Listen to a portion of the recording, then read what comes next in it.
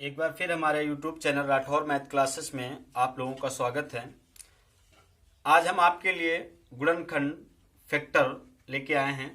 जिन लोग बच्चों को गुणनखंड नहीं आता है, हम उन्हें विशेष रूप से आज गुणनखंड समझाने की कोशिश करेंगे, जिसमें अगर आपने हमारे पूरे वीडियो को ध्यानपूर्वक समझा तो आपको श्योर गुणनखंड आने लगेंगे।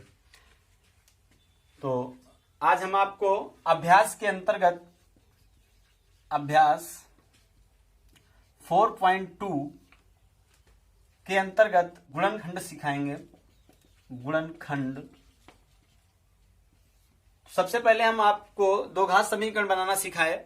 दो घात समीकरण तो बनाना सीख गए आप, किंतु दो घात समीकरण में आपको मूल ज्ञात करने पड़ेंगे। अभ्यास 4.2 में जब मूल ज्ञात करने पड़ेंगे, यदि आप दो घात समीकरण बना लेते हैं और पहचान लेते हैं, पहचानने के बाद आपको उसी दो घात समीकरण का गुणनखंड करना होगा, जिससे आप दो घात समीकरण सीखा कि दो घात समीकरण में मूल की संख्या जो होती है वो 2 होती है। मूल की संख्या क्या होती है? वह 2 होती है। दो घात समीकरण में 2 मूल होते हैं। कोई भी मूल आप ले सकते हैं, अल्फा बीटा ले सकते हैं, बीटा गामा ले सकते हैं, ए बी ले सकते हैं। तो अब आपको मूल ज्ञात करने के लिए गुणनखंड सीखना होगा। तो गुणनखंड आप कैसे सीखेंगे? आपको गुणनखंड के विषय में हम आपको बताएंगे कि गुणनखंड किस तरीके से करना है। जिनको आता है वो भी सीखें और जिनको नहीं आता है वो भी सीखेंगे किस तरीके से गुणनखंड करना होता है। जैसे एक छोटा सा एग्जांपल लेते हैं। h जैसे लिखा हुआ है x² प्लस 7x और प्लस 12 इक्वल टू 0। आप जानते हैं ये दो घात समीकरण है। अब आपको इसमें मूल निकालने हैं, तो मूल निकालने के लिए आपको इसके फैक्टर करने होंगे। तो फैक्टर करने के लिए आपको ज्ञात होना चाहिए कि क्या करना है।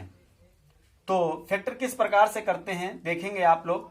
सबसे पहले क्या करते हैं, फर्स्ट x² का जो गुणांक होता है उसको अचर पद यानी संख्या तक ले जाते हैं। जैसे लेके गए तो यहां पर मल्टीप्लाई करने पर आपके x² के गुणांक में कोई संख्या नहीं प्राप्त है, तो आपको एक संख्या प्राप्त हुई और लास्ट की संख्या क्या है आपकी? 12 है। तो 12 से जब आप 1 में गुणा करेंगे तो 12 1 के 12 हो जाएगा। अब आपको क्या करना है, दूसरे पॉइंट में लास्ट चिन्ह देखना है। लास्ट का चिन्ह आपका किस चिन्ह का है?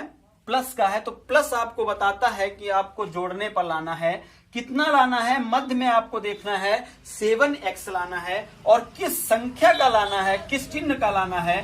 तो आपको प्लस का लाना है। अब आपको पहाड़े तो आते होंगे, टेबल आता होगा आपको।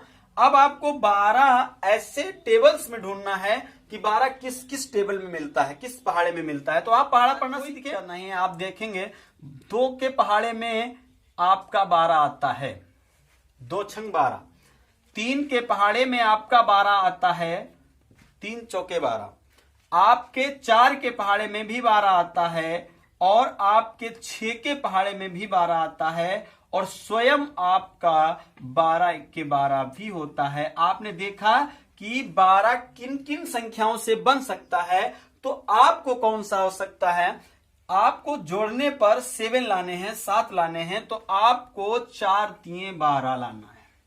इस तरीके से आप ढूंढ लेंगे और ढूंढने के बाद आपको जोड़ना है, घटाना है। अगर घटाने के लिए कहे तो घटाना है, जोड़ना है तो जोड़ना है, जोड़ने के लिए कहे तो जोड़ना है। तो 4 और 3 का मल्टीप्लाई करने पर आपका 12 प्राप्त होता है। यदि आप 4 को और 3 को जोड़ेंगे तो आपको क्या 7 प्राप्त होता है? तो 7 प्राप्त होता है। यही हमारा फैक्टर है। तो सबसे पहले क्या करते हैं, x² को उसका स्थान देते हैं और प्लस चिन्ह है, प्लस लगा लेंगे और एक ब्रैकेट में आप 4 और 3 यानी 4 और 3 को जोड़ने पर 7 प्राप्त कर रहे हैं और आपको दिख रहा है 7 प्राप्त हो रहा है। और इसके गुणांक में x लगा लेते हैं और 12 लिख लेते हैं बराबर 0 लिख लेते हैं। कितना आसान तरीका है। अब आपको क्या करना है, ये बॉक्स हटा देना है, ब्रैकेट हटा देना है। x² प्लस का 4x प्लस का 3x plus 12 equal to 0।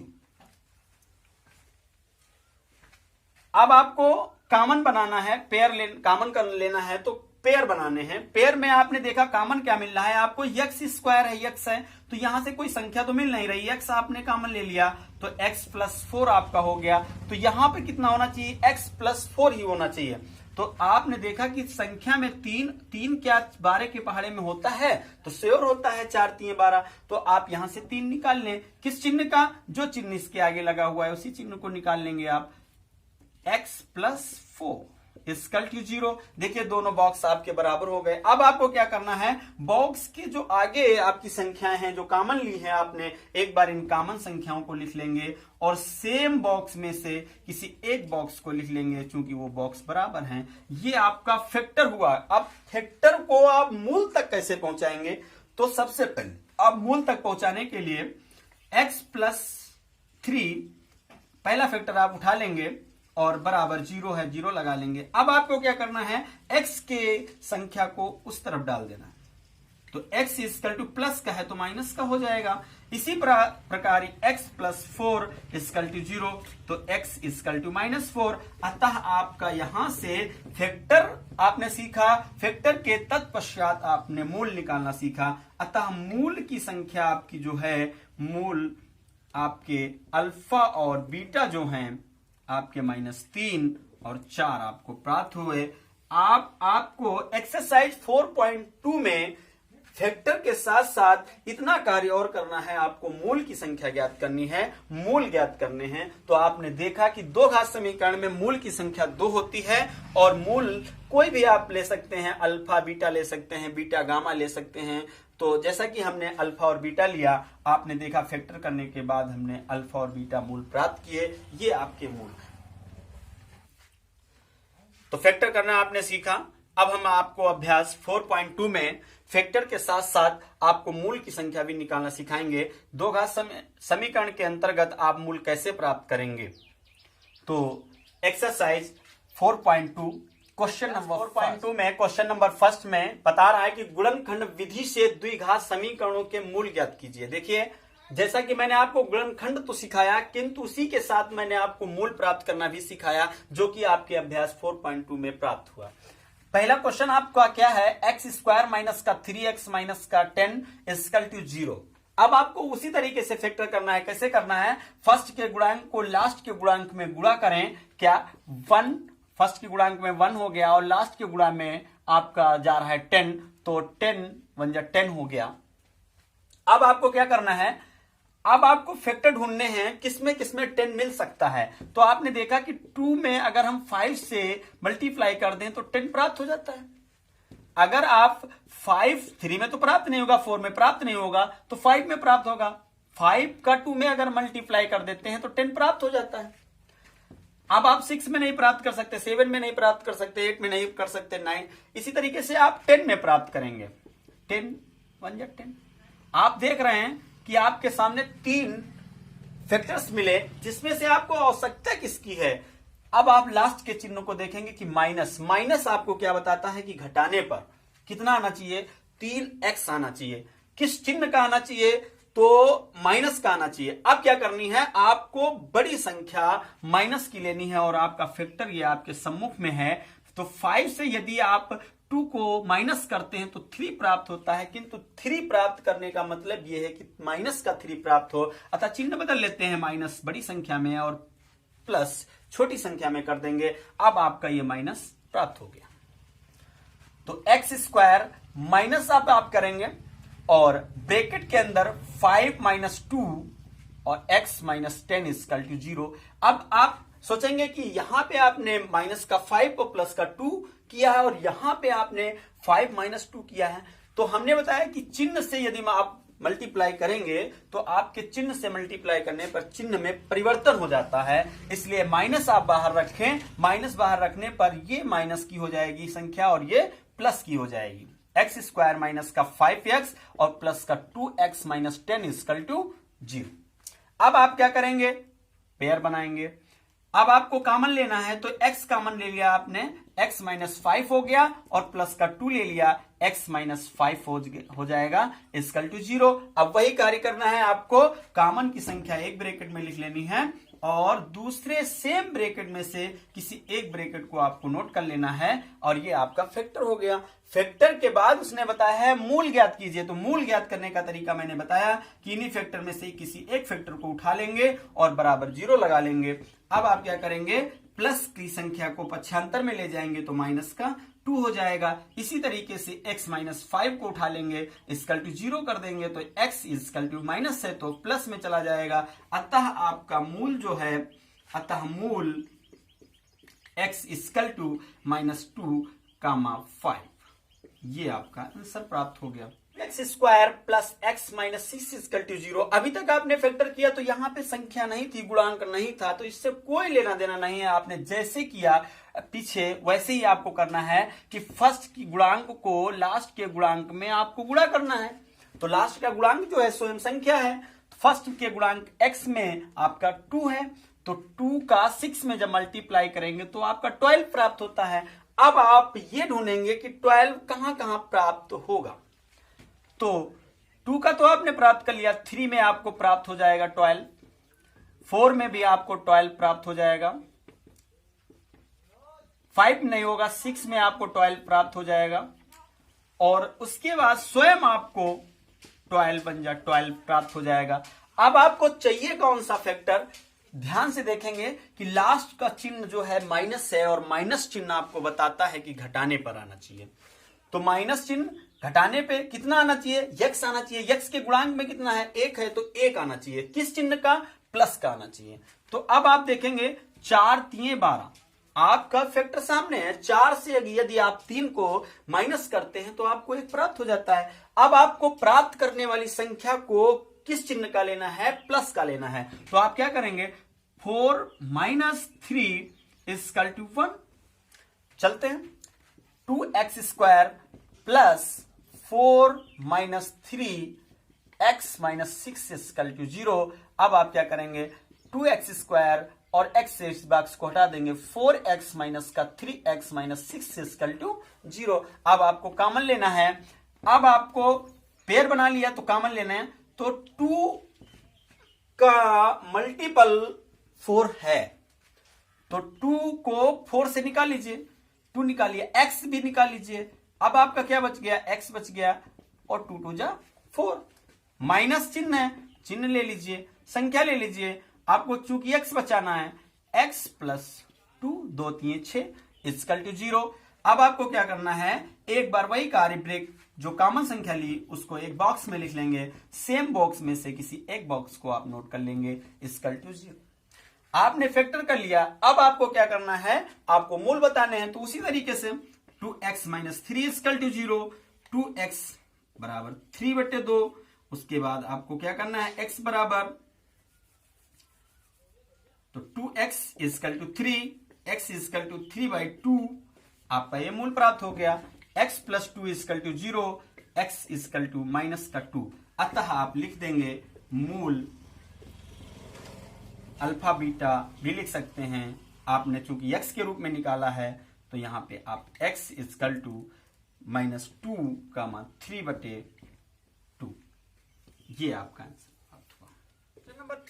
Question number 3 very hard है, बट हार्ड नहीं है, ये बिल्कुल सिंपल है। रूट को देख के आपको घबराना नहीं है, रूट को देख के बिल्कुल नहीं घबराना है। आपने देखा कि √2x² प्लस 7 और plus 5 √2 equal to 0। Under root से बाहर होती तो संख्या हमने कर लिया फैक्टर, किंतु अंडर रूट के अंदर है तो कुछ नहीं घबराना, उसी तरीके से करना है। फर्स्ट गुणांक को आपको लेना है √2 इंटू लास्ट गुणांक में संख्या उठा लेनी है 5√2।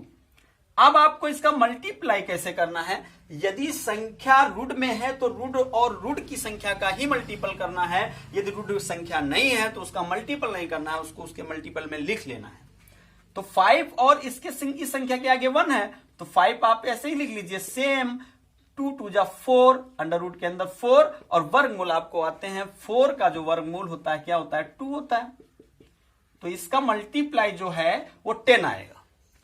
आपको मल्टीप्लाई यानी गुणा करने में आपका 10 आना चाहिए और जोड़ने में आपका 7 आना चाहिए। फिर ढूंढ लेते हैं, तो सेम यही है, इसी फैक्टर्स को मल्टीप्लाई कर लेते हैं। यदि हम 5 में 2 को ऐड कर दें तो 7 हो जाता है, और यदि 5 और 2 का मल्टीपल कर दे तो 10 हो जाता है। तो से और यही संख्या मिल गई, बिल्कुल सिंपल है। इसमें किसी संख्या को ढूंढना नहीं है, जो संख्या मल्टीप्लाई इसमें होती है फैक्टर में, उसी संख्या का मल्टीपल ही उसी संख्या के ऐड में आ जाता है। 90% यही होता है। तो √2x² प्लस 5x डायरेक्ट कर लेते हैं, बॉक्स ना बनाए, plus 2x plus 5 root 2 equal to 0। अब आपको कॉमन लेना है, बस इसमें थोड़ा सा ध्यान देना है क्या कि रूट 2 है और यहां पे 5 है, कोई कॉमन नहीं मिल रहा है। फिर आपने देखा x कॉमन मिल रहा है तो आप x ले लीजिए, under root 2x plus 5 same बच गया, प्लस अब आपने देखा कि हमको बॉक्स बराबर लाने हैं तो पहली संख्या में 2 है और यहां पे रूट 2 है, तो आप जानते हैं कि यदि रूट 2 और रूट 2 का मल्टीपल कर दें तो 2 प्राप्त हो जाता है, तो यानी पेयर में से एक आप ले सकते हैं। तो इसमें से आप क्या करेंगे, रूट 2 कॉमन ले लीजिए, तो यहां पे आपका रूट 2 बच जाएगा, x बच जाएगा और यहां से रूट 2 कॉमन में आ जाएगा तो 5 रह जाएगा इक्वल टू 0। फैक्टर हो गया। अब आप कॉमन की संख्या को एक बॉक्स में और बॉक्स की संख्या को एक बॉक्स में लिख लेंगे। अब आपका फैक्टर प्राप्त हो गया। जब आपने फैक्टर प्राप्त कर लिए तो अब आपको मूल निकालने हैं, तो मूल के लिए आपको क्या करना है, x plus root 2 equal to 0, x equal to minus का रूट 2। दूसरा ले लेना है root 2x plus 5 equal to 0, तो root 2x equal to minus 5, तो x equal to minus 5 upon root 2। अतः आपके मूल प्राप्त हो गए, x equal to minus root 2 minus 5 root 2। ये आपका आंसर हो गया। क्वेश्चन नंबर 4, रूट के सवाल को मैंने देखा, उसके बाद अब अपान की संख्या आ गई। आप कैसे फैक्टर करेंगे, तो अपान की संख्या को भी देख के आपको घबराना नहीं है। अब आपको क्या करना है, ऐसी सिचुएशन में सबसे पहले आपको द्विघात समीकरण बनानी है। जैसा कि आपने भिन्न सवालों को लगाया होगा, क्या करना है, जिसके हर में कुछ नहीं है उसके हर में आप 1 पहुंचा लें। और अब आप क्या करें, इसका टोटल एलसीएम ले लें। टोटल एलसीएम इसका 8 प्राप्त हुआ। अब आप क्या करना है, जिस संख्या के नीचे 1 है उस संख्या के ऊपर आप इसके एलसीएम से मल्टीप्लाई कर दीजिए बस। 16x square minus 8x plus 1 equal to 0 से 8 में गुणा करेंगे, 0 प्राप्त होगा। जब आप बराबर के उस पार तक एलसीएम से मल्टीप्लाई ले लेते हैं तब आप बटा काट सकते हैं। तो 16x square minus 8x plus 1 equal to 0। अब आपका द्विघात समीकरण प्राप्त हो गया। अब आप आसानी से फैक्टर कर सकते हैं।